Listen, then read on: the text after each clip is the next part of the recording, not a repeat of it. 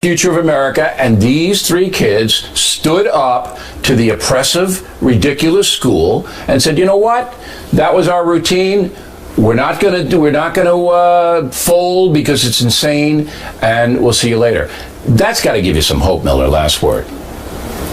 I think there'll be some moron teachers in those schools that'll grade those kids poorly because of what they did. Well, if they're dead, telling you, it is you're the one who wrote the culture war book, Billy. Yeah. It is literally a culture war now. Well, if those kids, if anything like that would ever happen, please let me know, and I will make a surprise visit to the school. And by the way, Trump's detractors see his head is actually bigger than that. You know that. Dennis Miller, everybody, and we would like to remind everyone that the best Father's Day gift in the universe, and that applies to Mother's Day as well, is sending mom and dad to the Who Wants to Be President show starring Miller and me. Fairfax, Virginia, Mohegan Sun, Connecticut, Reno, Nevada, Denver, Colorado, Atlanta, Georgia, Biloxi, Mississippi. Make mom and dad and granddad and grandma happy. Details on BillO'Reilly.com. On deck, handicapping a possible Clinton-Trump race. Right back with it. Back in the book segment tonight, just for your information, Donald Trump received a little more than 500,000 votes last night in New York. Hillary Clinton doubled that, receiving more than 1 million.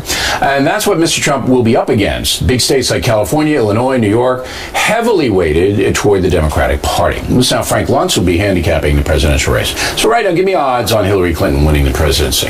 I'd give her about a 4-3 advantage. All right. And the reason why is that Trump does pick up blue-collar workers and places like Michigan and Pennsylvania that I think would absolutely be in play. However, he loses Latinos, 18 to 29-year-olds, and women under age 50. And you cannot win as a Republican if you're losing young people by 2-1. Obama only lost them with 60 to 37%. You can't lose Latinos by 73 to 27, which is what Romney did. These are votes that Trump has to win back between now and Election Day for him to be successful. All right, let's go down the ethnic cycle here. African Americans, Trump has no chance to No, he does. You think so? You Yes. think he can make inroads in that community? In fact, I think he'll get double digits there. And I think you'd have to go back to Ronald Reagan to find a time when a Republican got more than 11 or 12%. But Hillary Clinton won in New York largely because of African American votes, and they're very organized votes, as you know. But I have, in my focus groups, I have found to my surprise that African Americans show up only as Trump voters. They won't vote for any other Republican. They like his tone. He's against the man. He's tough on Washington. He says what they're thinking, and so I think he will. All right, so you say that Donald Trump has an opportunity among African Americans. He's not going to win the plurality of them, not even close. He can do better than Romney did. Yes. Hispanic Americans is a big tie-up on the border, and the comments about Mexican criminals, because that's who he was talking about. Do you think he can make inroads there? No, I think that's one of his problems. And I'm now looking at Arizona and Nevada, which have significant Latino votes, which Republicans can win in good elections.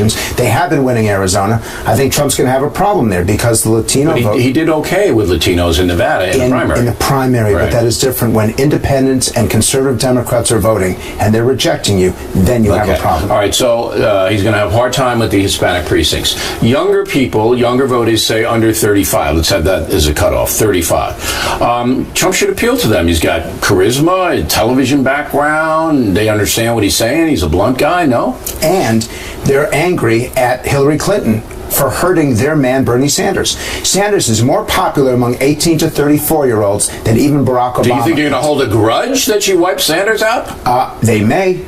And they may, and they want the biggest change of any segment of the population. Trump is the ultimate capitalist.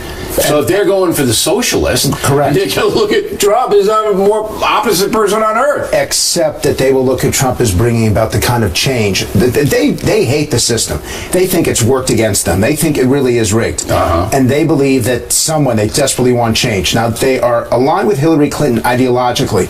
They are aligned with Trump in his persona. They like what's in their face. I would agree that he'll get their attention, whereas Mitt Romney wouldn't. Right. Finally, women. More women vote than men. All right, and Donald Trump needs to get, about 63 million votes or something like that? 163 million? Where is it? 163 million votes he needs to get. Women?